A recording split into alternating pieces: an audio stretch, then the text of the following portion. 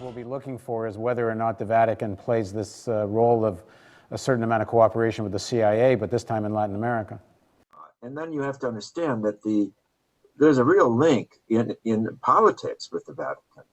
I point out, for example, under Reagan, the CIA linked up with Pope John Paul II, and they attacked together. They attacked liberation theology and based communities in Latin America, and have really destroyed that whole movement as it was anyway, and replaced it with Opus Dei, Community Liberation, all of which are extreme right-wing groups that feed, right-wing values, if you will, attitudes of power over, of domination, of patriarchy, and even of fascism.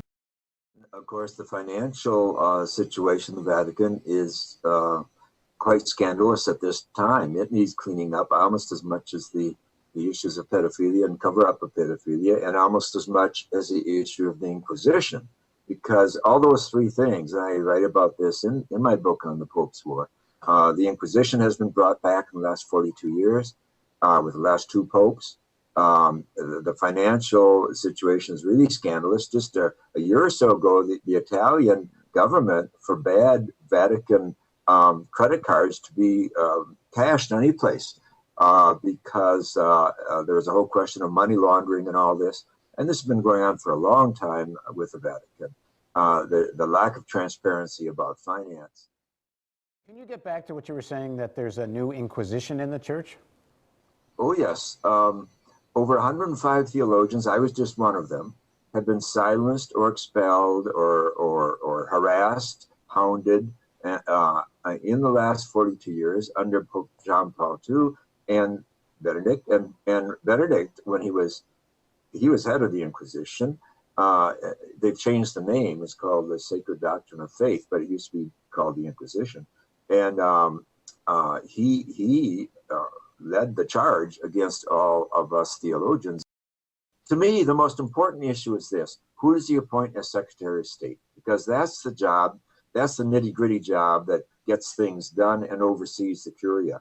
He's got to appoint someone who's tough and who knows the games. Now, this Pope has never worked in the Vatican, which I think is a plus on the one hand, but on the other, you've got to know the games. You've got to know the players and all that, and you got to be tough. So I think the thing to watch is to see who he appoints as Secretary of State. The previous two Secretary of States are very shadowy people, and I could tell you some stories about them if you want to know.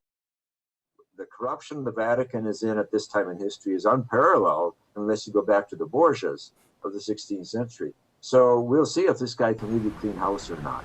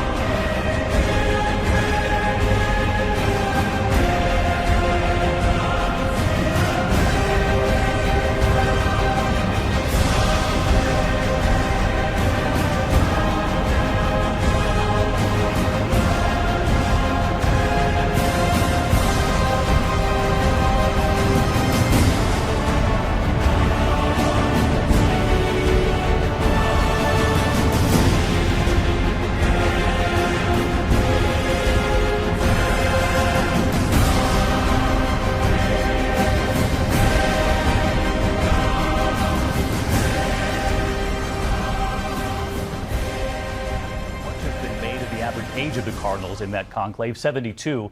And there's no doubt they strategically chose where to look for their new pope, Latin America, home to the fastest growing Catholic population over the last century. In fact, look at this tonight. Compared to North America, in 1900 in North America, 13 million Catholics. Today, as many as 85 million. But now look at Latin America, 59 million Catholics in 1900, 483 million today. Tonight, ABC's Matt Gutman in Argentina, Latin America, where there is so much promise for the Catholic Church. Matt. Good evening, David. Those cardinals in Rome clearly seeing the incredible opportunity here in Latin America, hoping to grow the church. And as we learned tonight, Pope Francis also grew the church here, one person at a time.